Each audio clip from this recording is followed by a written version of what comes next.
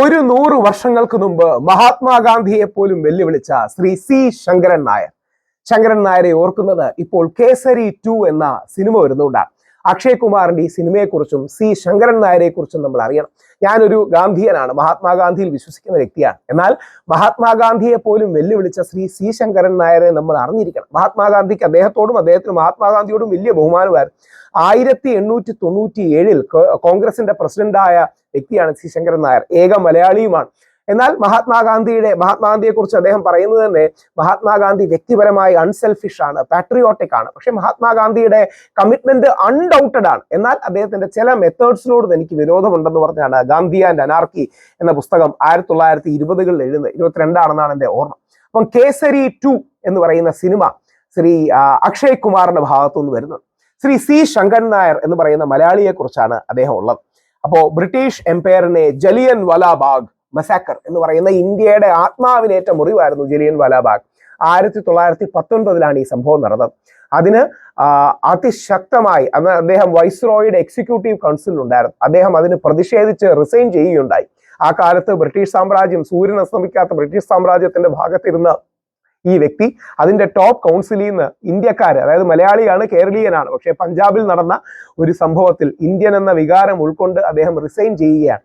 അദ്ദേഹം അതിശക്തമായ രീതിയിൽ തന്റെ മേധാവികളോട് അല്ലെങ്കിൽ ബ്രിട്ടീഷ് മേലാളന്മാരോട് ആ വിഷയത്തിൽ മുട്ടി നിന്നു എന്നുള്ളത് ഓരോ ഇന്ത്യക്കാരനും രോമാഞ്ചം തോന്നുന്നൊരു കാര്യമാണ്. എന്നിട്ട് അദ്ദേഹം അതിനുശേഷം ഒരു വലിയ കോർട്ട് റൂം ബാറ്റിൽ ഉണ്ടായി. ബ്രിട്ടീഷ് ഓഫീസർ മൈക്കൽ ഓഡെയർ അദ്ദേഹം ഇതിന്റെ സത്യം വെളിയിൽ കൊണ്ടുവരാൻ അതിശക്തമായ രീതിയിൽ പ്രയത്നിച്ചൊരു വ്യക്തിയാണ് ശ്രീ ശങ്കരൻ നായർ. അദ്ദേഹത്തിന് കേസ് വേണ്ട രീതിയിൽ വിജയിക്കാൻ കഴിഞ്ഞില്ല. പക്ഷേ ഈ കേസരി ചാപ്റ്റർ 2 എന്ന സിനിമ അതിന്റെ കഥയാണ് പറയുന്നത്. അപ്പോ ഈ കേസരി അതിന്റെ പശ്ചാത്തലമുള്ളത് ജലിയൻ വാലാബാഗിന്റെ കോണ്ടെക്സ്റ്റിലാണ്. ആർ മാധവൻ, ശ്രീ അക്ഷയ് കുമാർ തുടങ്ങിയ ആൾക്കാരാണ് ഇതിൽ വരുന്നത്. ഇതിന്റെ ഒരു കാര്യം എന്ന് പറഞ്ഞാൽ ഇപ്പോൾ പ്രധാനമന്ത്രി അടക്കം പല മന്ത്രിമാരും ഇതിനെക്കുറിച്ച് കമന്റ് ചെയ്യുന്നുണ്ട്. അതിന്റെ ഒരു കാര്യം, അത് കോൺഗ്രസിന് സംഭവിച്ചൊരു പാകപ്പൊഴി കൂടെയാണ്. നല്ല കോൺഗ്രസ്സുകാർ, ആത്മാർത്ഥയുള്ള കോൺഗ്രസ്സുകാർ നല്ല വിമർശനമായിട്ട് എടുക്കണം. അതായത് മഹാത്മാഗാന്ധി ആയിരുന്നു സെന്റർ പൊസിഷൻ. സെന്റർ റൈറ്റ് എന്ന് പറയുന്ന പട്ടേലായിരുന്നു, സെന്റർ ലെഫ്റ്റ് എന്ന് പറയുന്ന നെഹ്റുജി ആയിരുന്നു. മഹാത്മാഗാന്ധിയുടെ കൊലപാതകം, ഒരു തീവ്ര ഹിന്ദുത്വവാദിയായ ഗോഡ്സെ മഹാത്മാഗാന്ധിയെ കൊന്നതിന് ശേഷം, സർദാർ വല്ലഭായ് പട്ടേലിന്റെ മരണത്തിന് ശേഷം കോൺഗ്രസിലെ ഈ വലതുപക്ഷം അല്ലെങ്കിൽ ദേശീയ രാഷ്ട്രീയ പ്രസ്ഥാനത്തിന്റെ ഈ റൈറ്റ് ലീനിങ് ആയ സ്പേസസ് മുഴുവൻ ഇല്ലാതായി, അല്ലെങ്കിൽ അവർ സൈഡ് ലൈൻ ചെയ്യപ്പെട്ടു എന്നുള്ളതാണ് അതിന്റെ സത്യം. സി രാജഗോപാലാചാരി ഉണ്ടായിരുന്നു. പിന്നീട് അദ്ദേഹം സ്വതന്ത്ര പാർട്ടി ഉണ്ടാക്കി.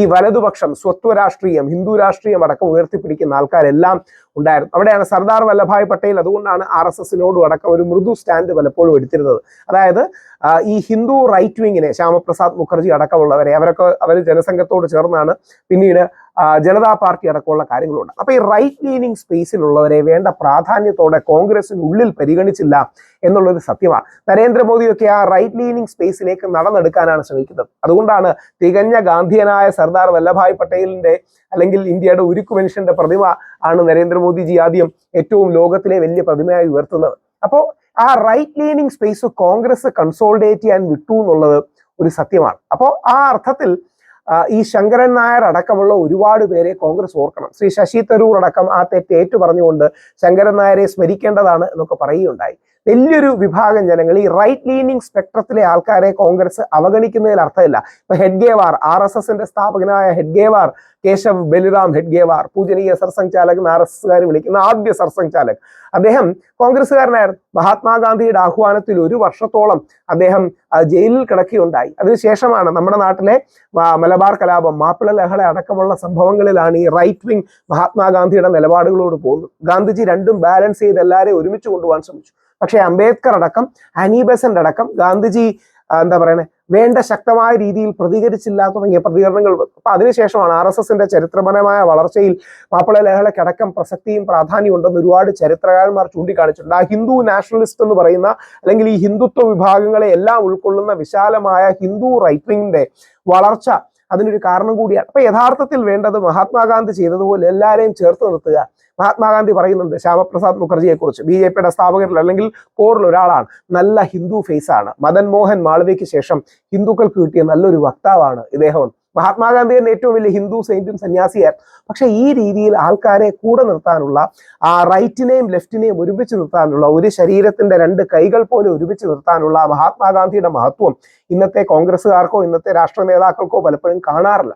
ആ അർത്ഥത്തിൽ ഉണ്ടാകട്ടെ. ഇടതും വേണം, വലതും വേണം. തീവ്ര വലതും തീവ്ര ഇടതും വേണ്ട. അർബൻ നാസിയും വേണ്ട, അർബൻ നക്സലും വേണ്ട.